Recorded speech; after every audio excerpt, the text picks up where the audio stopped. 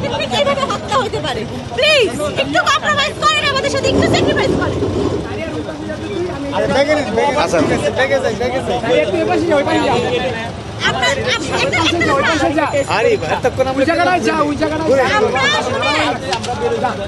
তবে আঙ্কেল শোনো, যে কোনো যে কোনো আন্দোলনের কয়েকজন মানে কিছু কিছু ব্যক্তি যেমন হাসপাতাল, স্বাস্থ্যের লোক, এগুলো ছাড় দিতে হয়। এগুলো যদি না বোঝো তার কিসের আন্দোলন করলে তোমরা? স্বাস্থ্যের আন্দোলনের মধ্যে কি কি বাদ থাকে এগুলো তোমরা বুঝবা না।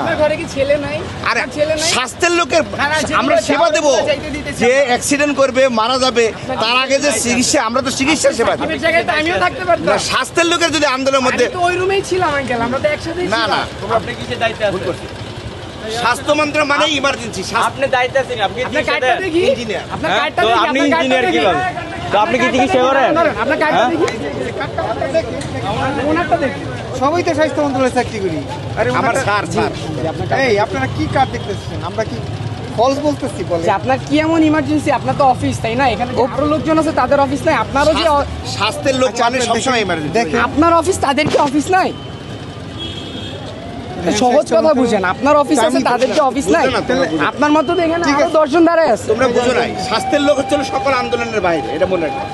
স্বাস্থ্যের লোক সকল আন্দোলনের বাইরে। আপনাদের অফিসটা অফিস আর তাদের অফিসটা অফিস নাই, এটা না, স্বাস্থ্যের আলাদা। আপনাদের অফিসটা অফিস আর তাদের অফিসটা অফিস নাই, এরকম কিছু? তা না, আমরা তো ইমার্জেন্সি জব করি, আমাদের স্যার সহ আমরা ইমার্জেন্সি কাজ যাচ্ছি। আপনার ছেলেদের, আপনার ছেলে মেয়েদেরকে পড়াশোনা করায়েন না আঙ্কেল? আপনার ছেলে মেয়েদেরকে পড়াশোনা করায়েন না?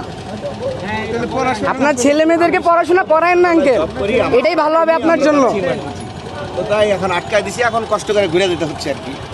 আমার স্যার স্বয়ং নিজে বসা, ওই স্যার আমার স্যার একটা শাখা বিভাগের প্রধান স্যার।